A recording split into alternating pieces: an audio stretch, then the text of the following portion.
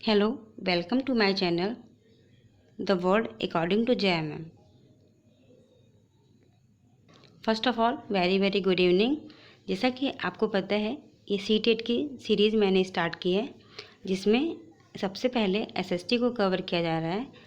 और एसएसटी के जितने भी प्रीवियस ईयर क्वेश्चंस हैं, सबसे पहले उन्हें ही सॉल्व किया जा रहा है, क्योंकि अगर आप प्रीवियस ईयर सॉल्व कर लेते हैं तो 60% आपका सिलेबस कवर हो जाता है और आपको क्वेश्चन सॉल्व करने के ट्रिक्स भी पता चलते हैं। तो इसीलिए मैंने सबसे पहले प्रीवियस ईयर को सॉल्व करना स्टार्ट कराया है। आज हमारा 4th क्लास होगा। इसके पहले 3 क्लासेस कंप्लीट हो चुकी हैं। आप मेरे वीडियो सेक्शन में जाकर देख सकते हैं उन क्लासेस को। आज डे 4 है और आज भी हम उन क्वेश्चंस को डिस्कस करेंगे जो प्रीवियस एग्ज़ाम में आ चुके हैं। तो चलिए बिना लेट करते हुए क्लास को स्टार्ट करते हैं। आज का पहला सवाल है, ऊन, पेड़ों की छाल, कपास, पटुआ, सन को तैयार करने के काम में विधवाओं, सक्षम या फिर अक्षम महिलाओं, भिक्षुणियों, वृद्ध, वैश्या, राजा से अवकाश प्राप्त दासियां, सेविकाओं को लगाया जा सकता है। ठीक है, यह निर्देश किस ग्रंथ में वर्णित है?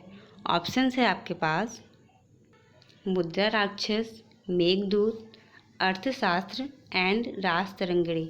तो आपको बताना है इन 4 ग्रंथ में से ऐसा कौन सा ग्रंथ है जिनमें इस तरह के निर्देश दिए गए हैं कि ऊन, पेड़ों की छाल, कपास, पटुआ, सन को तैयार करने के लिए, काम करने के लिए किन किन महिलाओं की ज़रूरत पड़ेगी?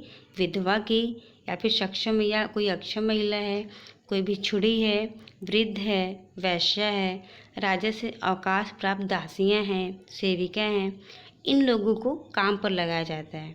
ठीक है, तो ये निर्देश किस ग्रंथ में दिया गया है? इसका राइट आंसर हो जाएगा अर्थशास्त्र। ओके, ये क्वेश्चन लास्ट एग्जाम में आ चुका है। ठीक है, तो याद रखिएगा कि इस तरह के जब भी क्वेश्चन आएंगे तो आपको आंसर कौन सा लगाना है? अर्थशास्त्र। अब आते हैं नेक्स्ट क्वेश्चन पर। हमारा अगला क्वेश्चन है, ऊंची भीतरी छत में प्रतिच्छेदी मेहराबों वाली वास्तुकला की यह शैली डैश के बीच समान है। मीन्स ऊंची भीतरी छत में प्रतिच्छेदी मेहराब वाली जो वास्तुकला होती है, यह किस तरह की शैली से मैच करती है? ऑप्शंस आपके पास हैं। पहला, वृंदावन का गोविंद देव मंदिर और फतेहपुर सीकरी का महल, इससे मैच करता है। या फिर ऑप्शन बी है बांग्ला गुंबद मंदिर और जोधाबाई का महल, इससे मैच करता है। या फिर ऑप्शन सी है विजयनगर का महल। नेक्स्ट ऑप्शन है राज राजेश्वर का मंदिर। तो आपको बताना है इन चारों ऑप्शन में से ऐसा कौन सा परफेक्ट ऑप्शन है जो यहाँ पर मैच करेगा। इसका राइट आंसर हो जाएगा ऑप्शन नंबर ए। ऊंची भीतरी छत में जो प्रतिच्छेदी मेहराब वाली वास्तुकला है, ये बिल्कुल मैच करती है वृंदावन के गोविंद देव मंदिर और फतेहपुर सीकरी का महल।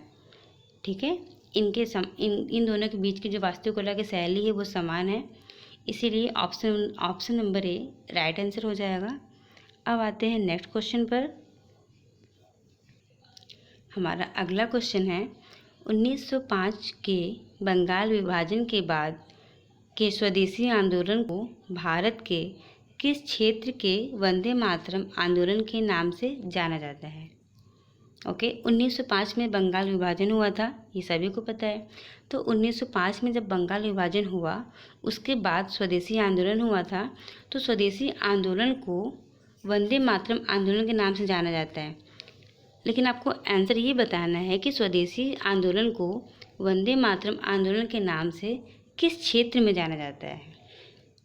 ऑप्शन है बंगाल, ऑप्शन नेक्स्ट है Assam, option C Punjab and option D is Andhra Pradesh. तो इन चारों में से ऐसा कौन सा क्षेत्र है जहाँ पर स्वदेशी आंदोलन को वंदे मातरम आंदोलन के नाम से जाना जाता था? इसका राइट आंसर हो जाएगा ऑप्शन नंबर डी।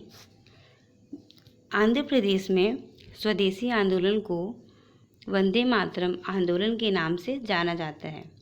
ये भी क्वेश्चंस एग्ज़ाम में आ चुके हैं। इसमें ऐसा कोई भी ऐसा क्वेश्चंस नहीं है जो एग्ज़ाम में ना आया हो। मैंने प्रीवियस ईयर क्वेश्चन ही लिए हैं, तो आप केयरफुली से देखिएगा और माइंड में याद रखिएगा। अब आते हैं नेक्स्ट क्वेश्चन पर। अगला क्वेश्चन है, एक रोल प्ले में सौर मंडल के ग्रहों को सही आकार में दर्शाने के लिए, ठीक, एक टीचर है वो रोल प्ले मॉडल करती है, उसमें वो सौर मंडल के ग्रहों को शो करना चाहती है। वो करती क्या है, एक शिक्षक ने 2 समान कद और वजन के छात्रों को चूज़ किया और उनमें से आपको ये बताना है कि वो जो बच्चे होंगे वो किस ग्रह को शो करेंगे। ठीक है, क्वेश्चन में ये है कि एक शिक्षक रहती है, वह 2 समान कद के और 2 समान वजन के बच्चों को लेती है। उन जो 2 बच्चों को लेती है उनका कद और वजन दोनों सेम रहता है। तो ऐसे ही आपको भी बताना है कि दिए गए 4 ऑप्शंस में से ऐसे ग्रह का पेयर कौन सा है जो वजन और हाइट में सेम है। ऑप्शन ए है बुध शुक्र, ऑप्शन बी शनि पृथ्वी, ऑप्शन सी पृथ्वी चंद्रमा, या फिर ऑप्शन डी पृथ्वी शुक्र। आपको अच्छा बताइए तब तक कि सूर्य के निकटतम ग्रह कौन सा है। बुध है। और लाल ग्रह किसे बोलते हैं? लाल ग्रह कौन होता है? इसका राइट आंसर हो जाएगा मंगल। ओके, मंगल क्या है? रेड प्लैनेट है। तो इस तरह से इस क्वेश्चन का राइट आंसर क्या हो जाएगा? Option number D. Where is? Here is. Option number D is right answer. अब आते हैं नेक्स्ट क्वेश्चन पर। अगला क्वेश्चन है, यदि 60 डिग्री पश्चिम देशांतर पर 10 पूर्वाहन है तो ग्रीनविच पर क्या समय होगा? पूर्वाहन का मतलब होता है क्या? AM। और जो अपराह्न होता है उसका मतलब क्या है? PM। ठीक है, तो बताना है यहाँ पर कि अगर 60 डिग्री पश्चिमी देशांतर पर 10 AM हो रहा है तो ग्रीनविच पर क्या समय होगा? इसको सॉल्व करने का, ये मैथमेटिकल क्वेश्चन है, इसको सॉल्व करने का ट्रिक होता है, वो आपको अगले वीडियो में बताएंगे। इसका राइट आंसर हो जाएगा ऑप्शन नंबर सी, 2 बज के अपराह्न मीन्स 2 बज के PM। यदि 60 डिग्री PM पश्चिम देशांतर पर 10 बजेगा तो सेम टाइम ग्रीनविच पे कितना हो जाएगा? वहाँ पर दोपहर का 2 बजेगा। इसको हम सॉल्व करेंगे नेक्स्ट वीडियो में। अभी आते हैं अगले क्वेश्चन पर। अगला क्वेश्चन है, अगर आप 0 डिग्री अक्षांश पर खड़े हैं तो आप डैश पर खड़े हैं। इसका राइट आंसर हो जाएगा ऑप्शन ए विषुवत वृत्त, मकर रेखा, उत्तरी ध्रुव एंड दक्षिणी ध्रुव। तो इसका राइट आंसर हो जाएगा option number A, that is विषुवत वृत्त।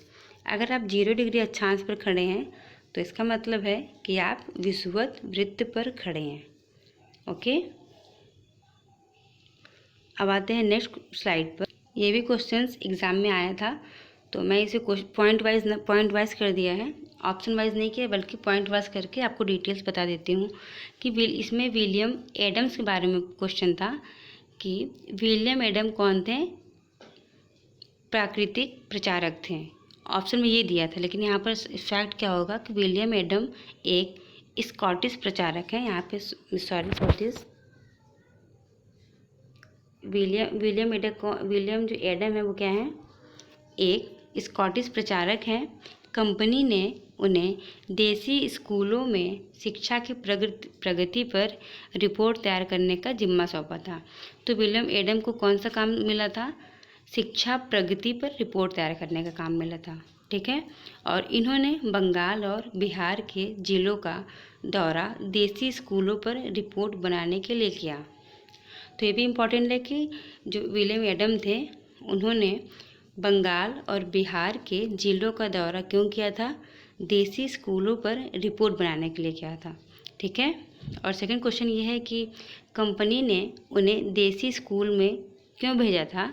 तो कंपनी ने उन्हें देसी स्कूल में शिक्षा की प्रगति पर रिपोर्ट तैयार करने के लिए भेजा था, या फिर उनको ये रिपोर्ट तैयार करने का जिम्मा सौंपा था। ओके। अब अगला है कि एडम कौन थे? तो एडम्स ये विलियम एडम्स की बात हो रही है। विलियम एडम्स एक शिक्षाविद, विद्वान और कर्तव्यनिष्ठ समाज सेवक थे। कौन थे? शिक्षाविद, विद्वान और कर्तव्यनिष्ठ समाज सेवक थे। इनका मानना था कि शिक्षा के द्वारा ही किसी समाज का विकास किया जा सकता है। तो ये एक अच्छा फैक्ट है जो कि विलियम एडम्स के द्वारा दिया गया था। उन्होंने ही बोला था क्या? शिक्षा के द्वारा ही किसी भी समाज का विकास किया जा सकता है। अगर जो शिक्षित नहीं है तो वो किसी भी समाज का विकास वहाँ पे नहीं हो सकता। इसलिए समाज के विकास करने के लिए समाज के लोगों को शिक्षित होना बहुत ज़रूरी है। अब आते हैं नेक्स्ट स्लाइड पर। अब यहाँ पर सबसे इम्पॉर्टेंट ये फैक्ट है, ये हर बार यहाँ से 1-2 क्वेश्चन ज़रूर आते हैं कि या तो कभी पूछेगा इसके संस्थापक कौन है। अगर संस्थापक नहीं पूछेगा तो बोलेगा इसकी स्थापना किस वर्ष में हुई थी। इसीलिए सबको साथ में मैंने लिख दिया है कि ब्राह्मण समाज का जो ब्राह्मण सभा था उसका संस्थापक कौन थे? राजा राम मोहन राय। और ब्राह्मण सभा की स्थापना कब हुई थी? 1828 में। आर्य समाज की स्थापना किसने किया? दयानंद सरस्वती ने। कब किया? 1875 में। अगला है विधवा गृह, इसकी स्थापना किसने किया? पंडित रमाबाई ने। इसका ईयर इम्पोर्टेंट नहीं है। अब बात करते हैं वेद समाज की। वेद समाज की स्थापना किसने किया था? केशव चंद्र सेन ने। कब किया था? 1867 में। अगला है वेल्लूर। वेल्लूर संस्था की स्थापना किसने की थी? इनका भी स्वामी विवेकानंद ने किया था। कब? 1887 ईस्वी में। और नेक्स्ट लास्ट है विश्व भारती। इसकी तो बहुत ही बार पूछा जा चुका है कि विश्व भारती की स्थापना किसने किया है? रविंद्रनाथ ठाकुर ने। कब किया है? 1912 में। ओके, चलिए फिर से एक बार रिपीट करते हैं। ब्राह्मण सभा के संस्थापक कौन थे? राजा राम मोहन राय। कब किए थे? 1828 में। आर्य समाज की संस्थापना किसने की? दयानंद सरस्वती ने। कब किया? 1875 में। अगला है विधवा गृह, इसकी स्थापना किसने की? पंडित रमाबाई ने। वेद समाज, इसकी स्थापना किसने की? केशव चंद्र सेन ने। कब किया? 1867 ईस्वी में।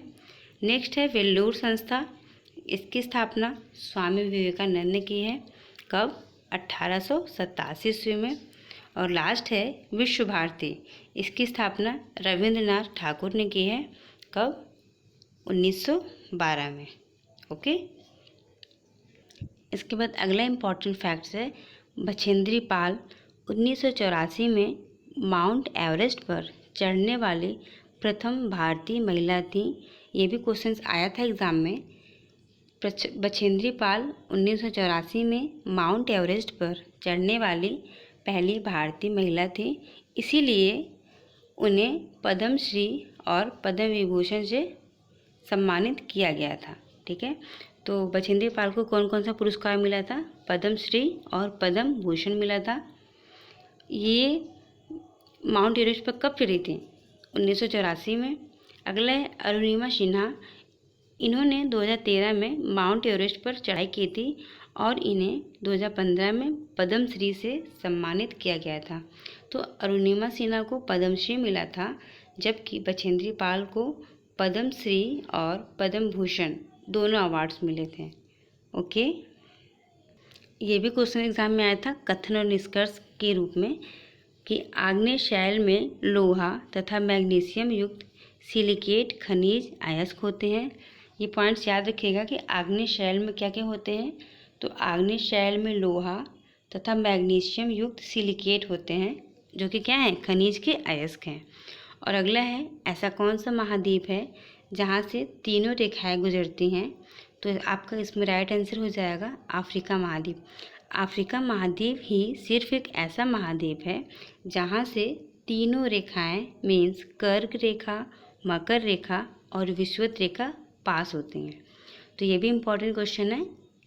इवन ये दोनों इम्पॉर्टेंट है कि अफ्रीका महाद्वीप ऐसा महाद्वीप है जहाँ से तीनों रेखाएं गुजरती हैं। और अगला है आग्नेय शैल में लोहा तथा मैग्नीशियम युक्त सिलिकेट खनिज अयस्क होते हैं। ऐसे ये क्लासेस डेली आती हैं और वीडियोस को देखना ना भूलें। ये क्लास आपके लिए बहुत ही हेल्पफुल होगा जब आप एग्ज़ाम हॉल में बैठेंगे, तो इसीलिए इस क्लास को डेली देखिएगा और चैनल को लाइक, सब्सक्राइब एंड शेयर ज़रूर कीजिएगा। Thank you for watching and don't forget to subscribe my channel and share it with your friends. Thank you.